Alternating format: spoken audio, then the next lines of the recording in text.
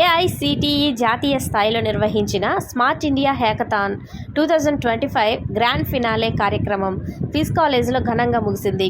2 రోజుల పాటు 18 టీంలకు చెందిన 126 మంది విద్యార్థులు ప్రాబ్లమ్స్ స్టేట్మెంట్లను కనుక్కొని పరిష్కారాలను జ్యూరీ మెంబర్లు ఎవాల్యుయేట్ చేసి ఒక్కో ప్రాబ్లమ్ స్టేట్మెంట్లో ఒక్కొక్కరిని విజేతగా ప్రకటించారు. Med health biotech student innovation on miscellaneous energy renewal and conservative system sustainability స్టేట్మెంట్స్లో ఒక్కొక్కరికి బహుమతి రాగా, ఇండియన్ హెరిటేజ్ అండ్ కల్చర్ విభాగంలో మాత్రం 2 టీంలు బహుమతులను గెలుచుకున్నాయి. హ్యాకథాన్లో గెలుపొందిన జట్లకు ముఖ్య అతిథిగా విచ్చేసిన ఆంధ్రకేసరి విశ్వవిద్యాలయం వీసీ ప్రొఫెసర్ డివిఆర్ మూర్తి ఒక్కో టీంకి ₹150,000 నగదు బహుమతిని అందజేశారు.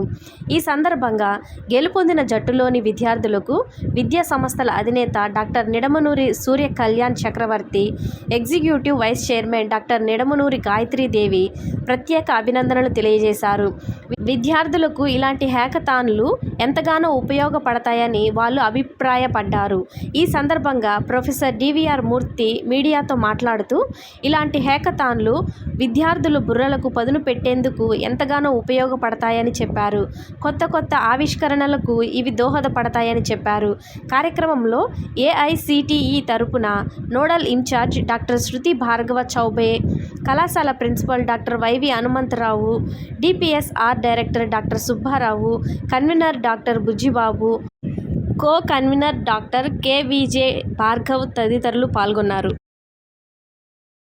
ఈ కేంద్ర ప్రభుత్వం కేంద్ర ఎడ్యుకేషన్ మినిస్టర్ వాళ్ళు ఇచ్చిన ప్రోగ్రామ్ ప్రకారం ఏంటంటే స్మార్ట్ ఇండియా హ్యాకథాన్ అనే ప్రోగ్రామ్ ఇక్కడ 36 గంటల సేపు క్విజ్ కాలేజీలో కండక్ట్ చేశారు. నిన్న ఈ రోజు కూడా దీంట్లో చాలా టీమ్స్ దేశం మొత్తం నుంచి యంగ్ టీమ్స్ చాలా కాలేజీల నుంచి వచ్చి ఇందులో పార్టిసిపేట్ చేసి వాళ్ళు ఏవైతే కొత్తవి కనుక్కున్నారో వాళ్ళ రీసెర్చ్లో కానీ వాళ్ళ తాలూకా చదువుల్లో కానీ అంటే పార్ట్ ఆఫ్ దేర్ ఎడ్యుకేషన్ ఏవైతే కనుక్కున్నారో అవి ఎగ్జిబిట్ చేయడానికి ఇక్కడ చూపించడానికి వచ్చారు.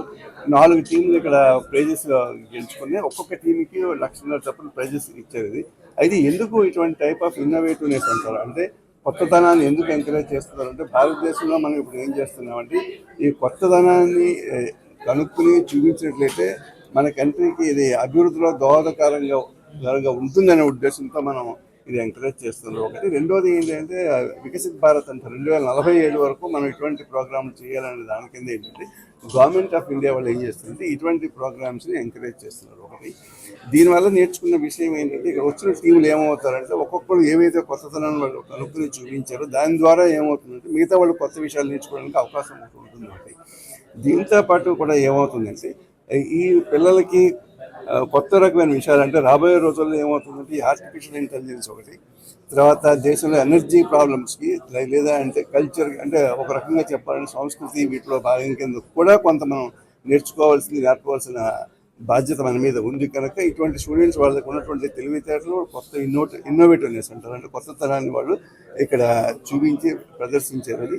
అది మనం అభినందనీయమైన ప్రోగ్రాం కింద మనం గ్రహించవలసిన అవసరం మన మీద ఉంది. వాళ్ళు ఎంకరేజ్ చేయాల్సిన బాధ్యత కూడా మన మీద ఉన్నది.